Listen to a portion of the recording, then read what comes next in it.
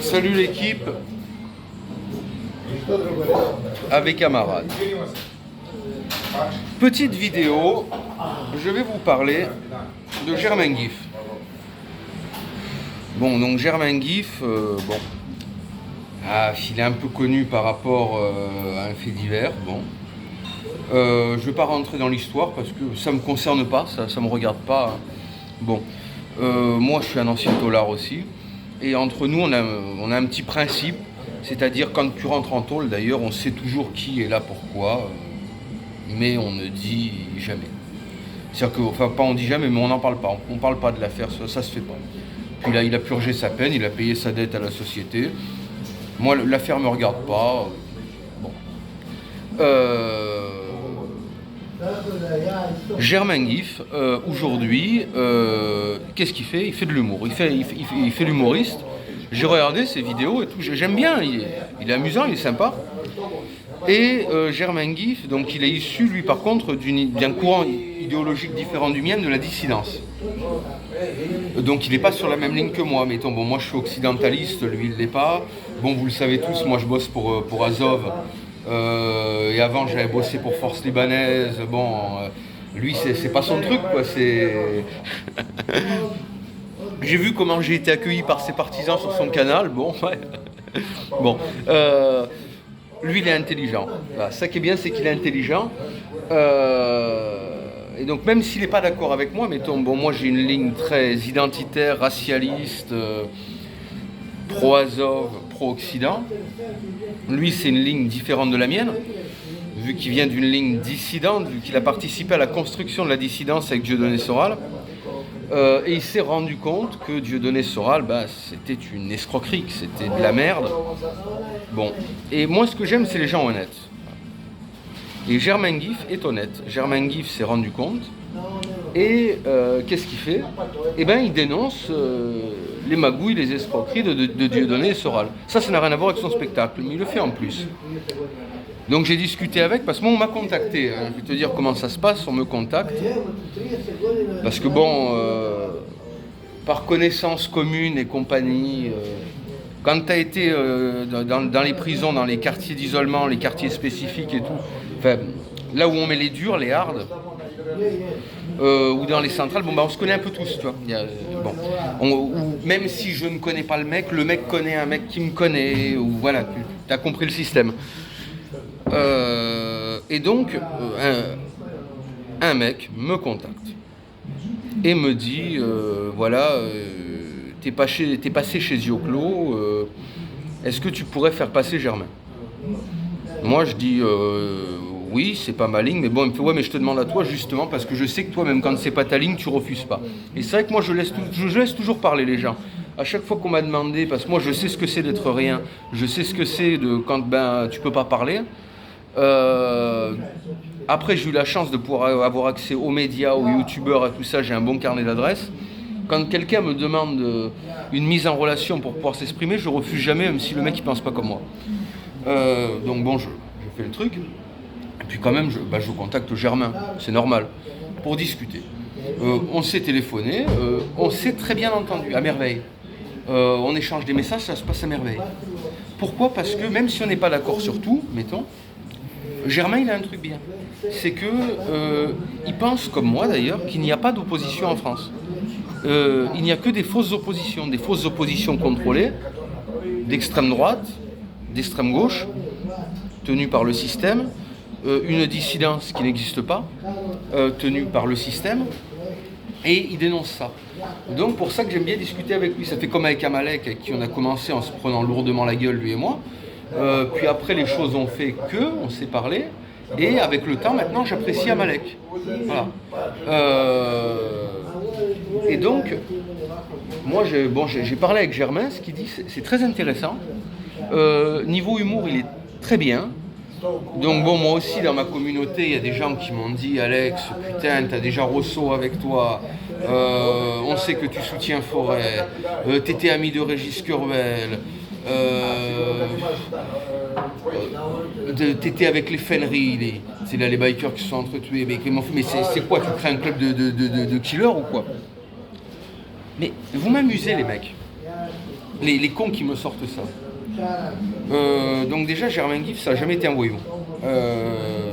C'est un mec. Je sais pas l'histoire, je la connais pas, ça m'intéresse pas. Il y a un fait entrer l'accusé dessus, je l'ai même pas regardé parce que quand je sais les conneries que les médias racontent sur moi, j'imagine celles qu'ils doivent raconter sur lui. Je ne crois pas un mot des conneries des faits entrer l'accusé et compagnie. Mais moi je vois qu'il y a un truc, il y a un mec, bon il est plus vieux que moi, hein. Bon, il est condamné pour un meurtre, un seul.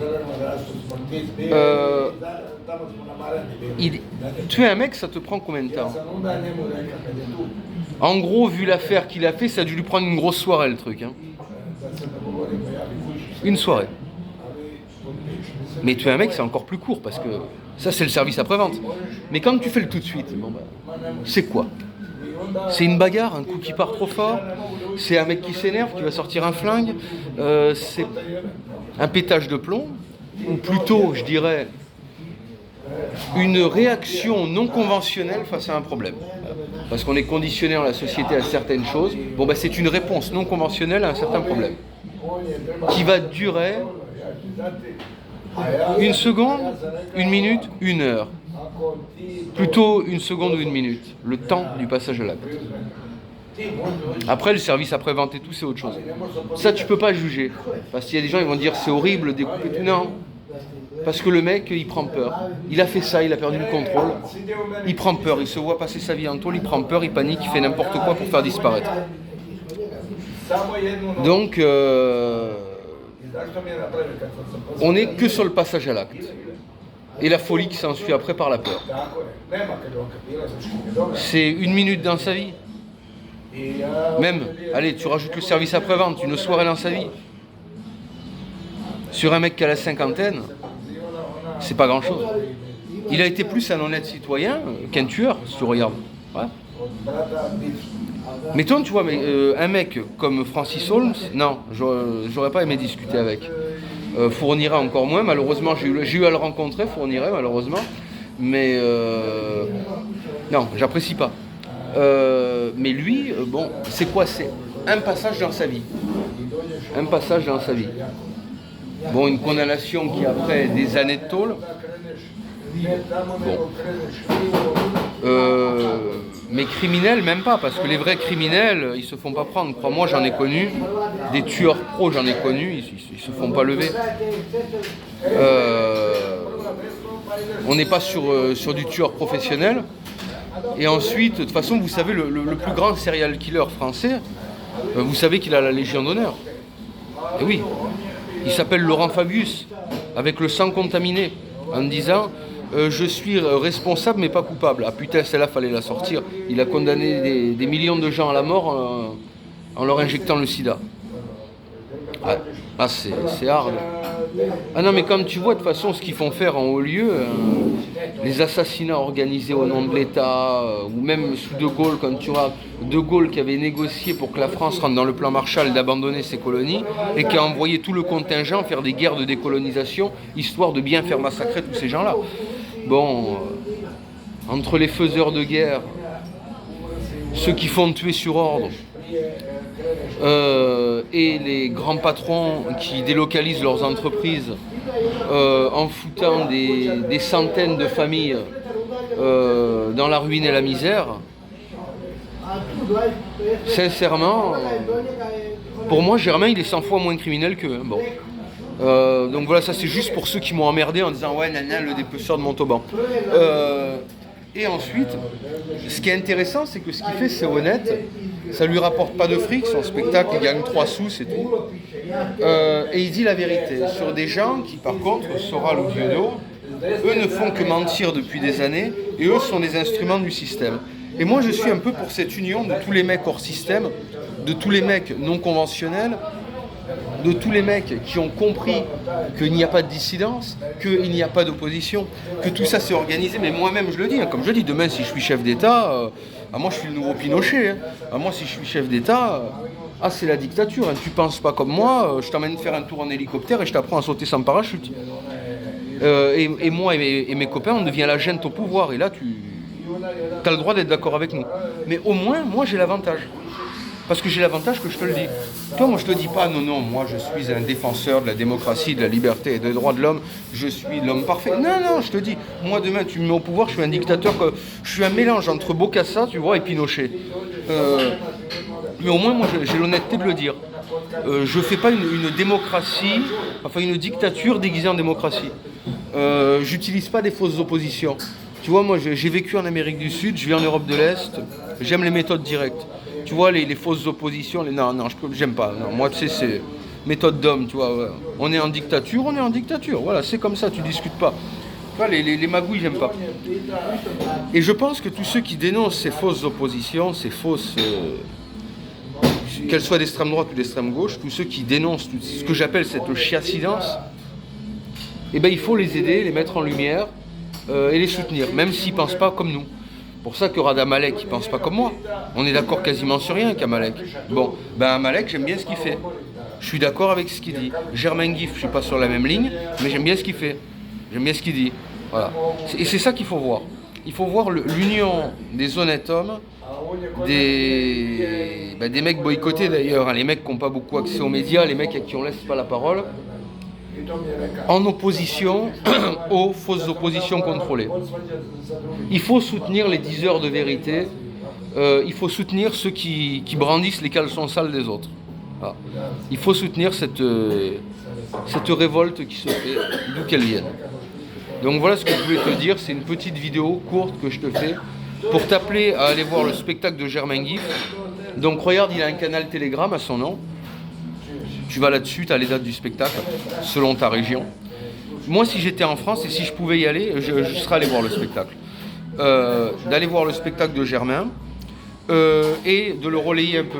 C'est-à-dire que quand il fait ses communiqués et tout, diffusez-les.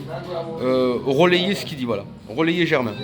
Ensuite, sur la question de l'antisémitisme de Germain, deuxième question sur laquelle on m'a cassé les couilles, Germain n'est pas antisémite.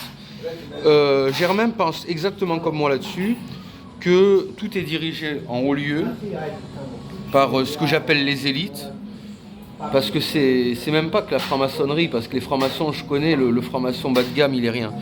Non, t'as certaines élites qui comportent juifs, cathos, musulmans, athées, tout. T'as un petit club d'élites qui s'en foutent de leur communauté, de leur religion. Tout ce qui les intéresse, c'est le business, quoi. C'est des hommes d'affaires. Tout est commandé par des hommes d'affaires, c'est un business, c'est une mafia en col blanc. Donc il n'est pas antisémite, il est juste anti-élite qui nous gouverne. Voilà. Voilà, il est contre la loge. Parce que bon, comme je t'ai dit, la franc-maçonnerie bas de gamme, c'est une chose. Après, la franc-maçonnerie haut de gamme, c'en est une autre. Mais je te ferai une vidéo spéciale franc-maçonnerie, tu comprendras. Voilà. Mais pour ceux qui l'accusent d'être antisémite, je te dis non, il n'est pas antisémite. Il a eu quelques petites plaisanteries qui peuvent faire penser que, mais il est taquin aussi. Puis bon, il est obligé. Parce que dans la situation où il était, en étant en tôle et tout, il était obligé parce que pour faire le buzz, faut faire le con. Pour faire le con, il faut faire des dérapages. Donc il a été un peu obligé de ça. Il les a payés parce que ces dérapages lui ont coûté des remises de peine et tout. Il s'est pris des peines en plus, il a tapé de la tôle en plus. Donc je te dis non, il n'est pas antisémite. Non, c'est pas un tueur psycho. Non, c'est pas un mytho. C'est pas un mec à buzz. Non, c'est un homme honnête que je soutiens et que j'apprécie. Voilà. Et donc pour ça, je vous appelle ma communauté à le soutenir. Voilà ce que je voulais dire. Allez, avec camarades.